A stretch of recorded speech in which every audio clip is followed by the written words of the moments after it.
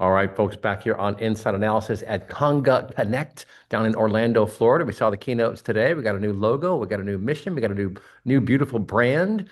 Very exciting stuff. And in fact, you can find my article about it online on LinkedIn about the commerce chain. But a key part of the commerce chain is the contract component. Contracts, aren't they fun to write?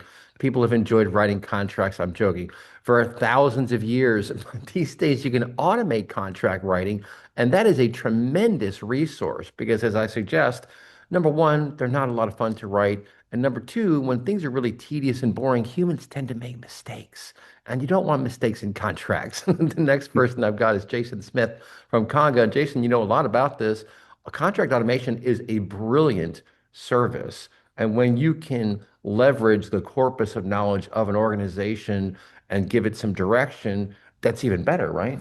I mean, I think it's huge. I mean, where does most of the revenue come from in a company? In the contracts that you signed last year. Right. And where are all of your obligations? Where are all of your rights for a company? There's no bigger valuable data source than your contract repository. Right. Right. So I think and what's really interesting about the contract management space is that it really blends the enterprise, the sales, the legal, the finance into a single. There's nothing that really brings them together quite like contracts. Right. Which is why it's fun to be in that space. Well, it's the DNA of your organization. To your point, it's capturing what you're doing, how you're doing it, what the outcomes are going to be, what the money is, all that what the stuff. penalties are when things go sideways. Right. Which is often, what's interesting is that's often where people focus early on. And that's where lawyers get in trouble with all the legalese and, oh, you've got this big wordy convoluted contract that nobody understands. It's because they're trying to project for all the potential bad things that could happen. What we at Conga kind of believe is if we can enable the legal team to be part of the process earlier on in the commercial chain, the commercial life cycle, you don't have to focus on what can go bad. Because if you think about the sales and finance people, they're looking at the contracts of what are all the great things we're going to do together. Sure. It's a partnership. But then you enter legal at the last minute, it becomes adversarial. Sure. If you bring them in earlier, then they can be part of the, hey, we'll give you this if you give us that. Because what happens is commercial gets negotiated first and then thrown to legal. Legal doesn't have anything to negotiate with except the legal terms. Interesting. And so it really kind of brings everybody together in that front. And I think what Conga CLM does to help that process, lawyers don't have time to review and be a part of every single transaction, every single contract, but you need them to be. Right. So if we can enable things like templates and automation, we can take the lawyer's know-how and capture that in the system. It's amazing. And then pull that forward into the early deal cycle. So if an AE, a salesperson is negotiating the contract or working on the commercial side of things, they have the legal know-how. They have the playbooks. They're guiding them as if the lawyer's looking over their shoulder saying, well, if you accept this term, you cannot accept it this other term. Right. And that's really the benefit of having that CLM in there. Well, and the other thing that really excites me is that now you can automate at scale the process of capturing and analyzing all these existing contracts and look for gotchas based upon recent events like tariffs, for example, or war, or various other significant disruptions that are getting, or legal findings. If there are big court cases where someone says, hey, from now on, that's going to be a problem, like, wait a second. Don't we have that in our contract? And you can search and find all that stuff and then automate the process of tendering the new contracts to get the people to sign off, right? So Eric, I'll go one better. Come to my session tomorrow afternoon. I'm presenting our CLM roadmap. Wow. There might be some discussion around something like this, but it's not so much about, hey, something has happened, let me go figure out what to do with it. But instead, what if your CLM system had agents built into it that were always analyzing all of your contract data? Wow. And connected through APIs to external legal and regulatory databases, right, or news cycles, or whatever it is. And let's say, I mean, thankfully the world is stable and everything's smooth, and so we don't have to worry about it. But let's just say we have conflict overseas. Let's just say that a tariff changes on Monday and changes again on Wednesday and changes again on Friday. Right. What if you had an agent sitting in your CLM system that was analyzing your contracts, analyzing for those changes out in the world, coming back to the system and telling somebody in the company, hey, something has changed. Wow. it may impact these 32 contracts. Here's how it might impact them. And here's a mitigation strategy you might take based on how we've done it in the past, Wow. without somebody having to log in and say, what do I do now? Wow. I mean, you still want the lawyers to review that, but to have the agent doing the dirty, it's like a paralegal essentially, right? So the beauty of CLM and in my world of legal technology is that we've had this rise of something called legal operations. Hmm. Legal operations was a new role within the last 10 or 15 years that was really focused on how do we look at the legal department and make it operate more like a business unit. Hmm. Everybody knows lawyers are not the best business people, right? You can't run a business very well. I say that because I am a lawyer. I get the freedom to say that. But when you look at that and you say, well, if a lawyer is not that great at doing business, then how do we figure out how to fix that? Well, along came legal operations, which were usually people coming in from finance or some dotted line, and now we're starting to see more JDs, lawyers Hmm. coming into that role, saying, let's unbundle the legal services. So when lawyers do their stuff, there's 50 different things they do. Once we start unbundling it, technology allowed us to expose some of that and unbundle it. We realized there's a lot of administrative work lawyers have been doing that people have just thrown into the black box of legal. Hmm. Wait till it's done, it comes back out. Lawyers are like, we're overworked, we're doing too much stuff. It's not really exciting. This isn't what I really signed up for, when I went to law school. And we're making everybody happy saying, well, if we can unbundle those legal services, lawyers can do their legal strategy work, the Right. value added stuff that they're getting paid the big bucks for. Right. And the unbundled delivery of the legal services that are administrative tasks, workflows can be done. They can be automated. They can be outsourced or whatever. And within contract management, contracts, are they legal or are they commercial documents? Right. The answer is yes, Right. or it depends if you're a lawyer. And so if you can That's unbundle funny. that, you can say, well, I've got the legal aspect of it, but I've also got the commercial and the administrative tasks. Hmm. That's where Conga can step in and automate those tasks, automate those activities, Interesting. and even kind of direct where folks are going. Yeah. And so we've sort of unwrapped this whole thing that used to be this black box of just throw it over to legal, Right. and then we'll wait to see what happens, and then we'll pay a big bill afterwards. Right. Well, and then one of the stats from the research that Conga had done said it's either 42 or 50 something percent of people surveyed said we lost deals because we took too long to get the quote out.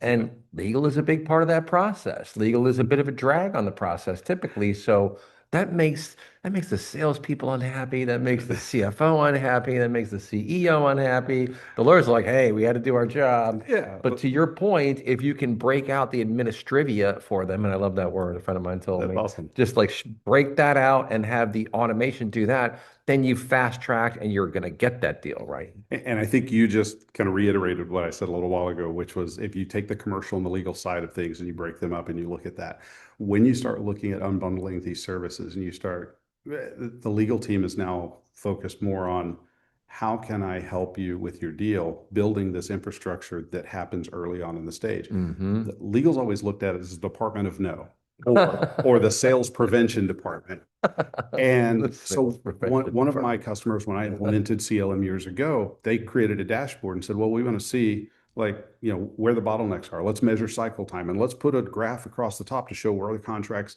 get stalled out, where they fall out, don't get signed, whatever, get rejected. And they realized it wasn't in legal.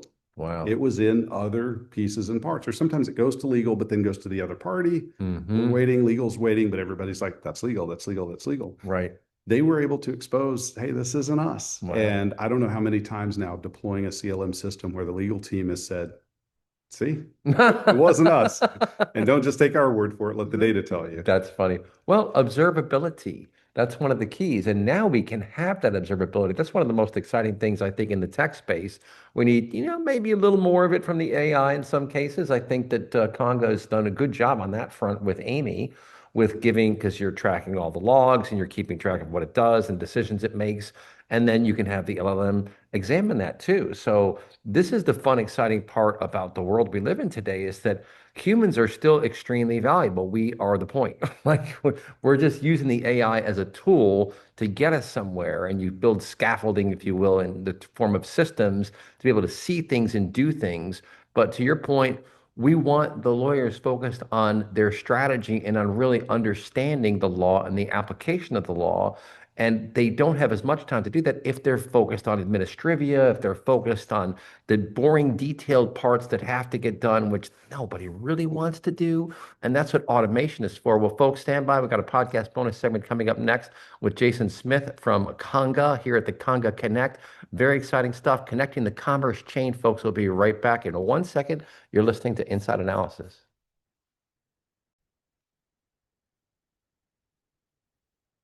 All right, folks, time for the podcast bonus segment here on a fascinating Inside Analysis. I'm with Jason Smith of Conga. He is a lawyer, but don't hold that against him. He's one of the good guys. Like, he understands what lawyers are really good at. And you made a really good point just a moment ago here in the break about how Conga really focuses on the atomic level. You're not just processing documents, you're creating contracts, pulling real data from the CPQ system, from the corpus of contracts that a company has, the policies, the regulations. I mean, that's the amazing thing is you can have very detailed policies and push all that into some of these engines and they will follow the rules. They're a little bit better oftentimes than people at following the rules. They really follow the rules, almost too much sometimes.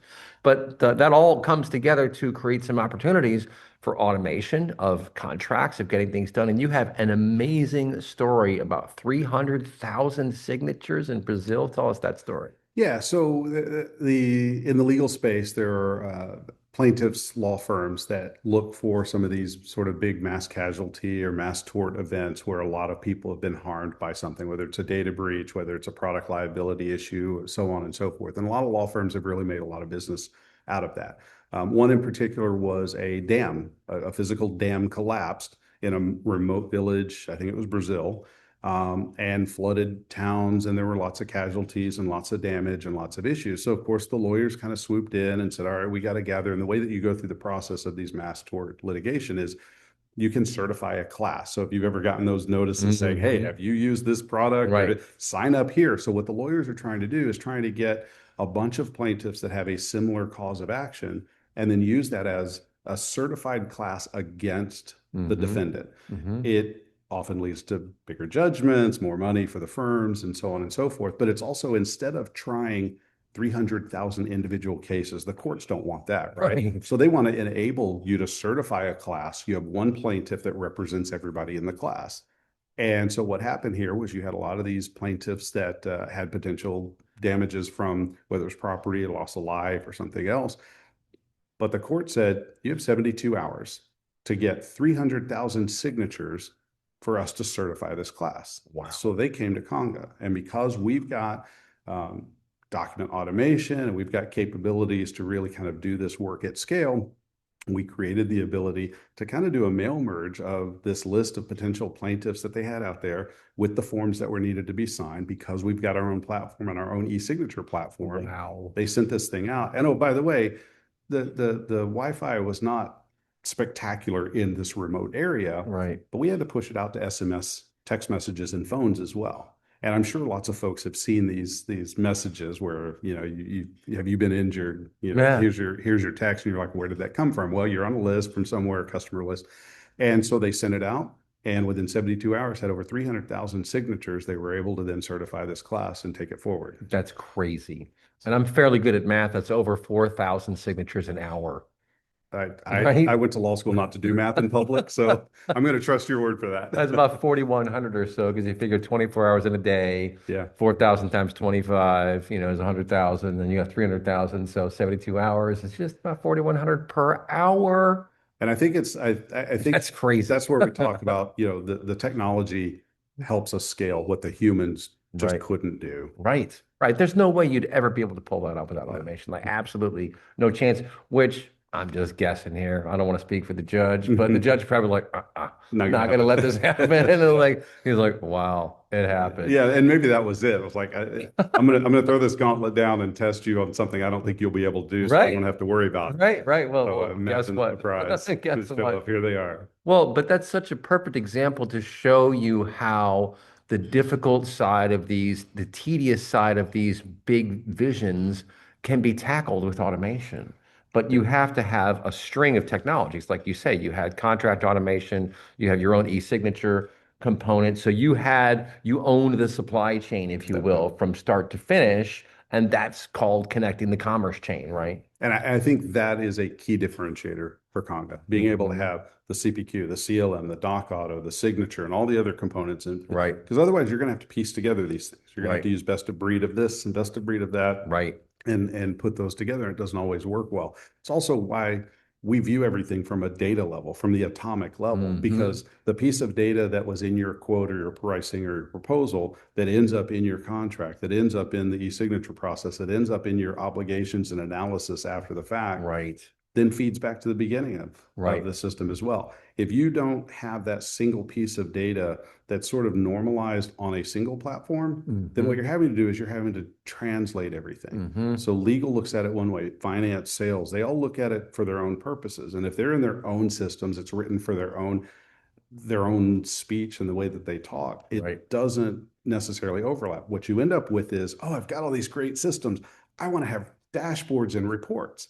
I've got to go hire an army of people Right. that can pull data from 12 different Oh. systems, build these business object reports, and do all this magical stuff. And then here's my, no, for us, it's, yeah, here's your dashboards, here's your reports. Oh, by the way, you want a whole dashboard for just your legal team? Here's what the data tells your legal team. Wow. You want a dashboard for procurement or sales or Right. finance? Here's that same data in a language they understand. Wow. And it's the same core data. Right.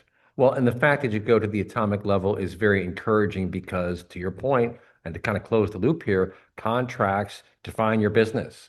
Contracts define what you're delivering, how you're delivering it, what you're going to get paid, what the penalties are, all of that. And so that atomicity helps build confidence and trust. And, so many people keep talking about, oh, it's going to take away jobs. Is it? I think if you run a tight ship and you're encouraging your people to innovate and to learn, they're just going to do more and they're going to have more fun doing fun things instead of the just really boring, tedious stuff that drives people nuts, right? Yeah, and I've heard it say a couple of ways. One was somebody had mentioned, I don't want AI to do all the creative stuff, like create new artwork for me so that I have more time to do my dishes. Right. I'd rather AI do my dishes so I have more time to do the creative work. Right. The way I always say it, and I usually come off the stage when I'm at these legal conferences, and inevitably somebody comes up and says, is AI going to replace lawyers? I say no. AI is not going to replace lawyers. The lawyers who leverage AI Right. are going to replace those who don't. Right. That's right. And that's across the board. I mean, the technology is so powerful, but to kind of finish up here, it's the fact that you have the end-to-end commerce chain connected and you don't have to do translations. I mean, I've been around a long time. I've used PCs and Macs and PowerPoint versus Keynote and all this stuff. When you open a PowerPoint and Keynote, you know what happens? Stuff goes wonky. Yep. Okay. It's like Microsoft Word design functionality where you put one little image in and then it reflows all the text and just ruins everything. Which It's is like, bad enough when you're doing a PowerPoint. When you're talking about a contract, Right. a missed comma could be a $5 million fine. Then it becomes a little more serious. So, Well, look this gentleman up online, Jason Smith with Conga. Fantastic show today at Conga Connect. Look me up online. You've been listening to Inside Analysis.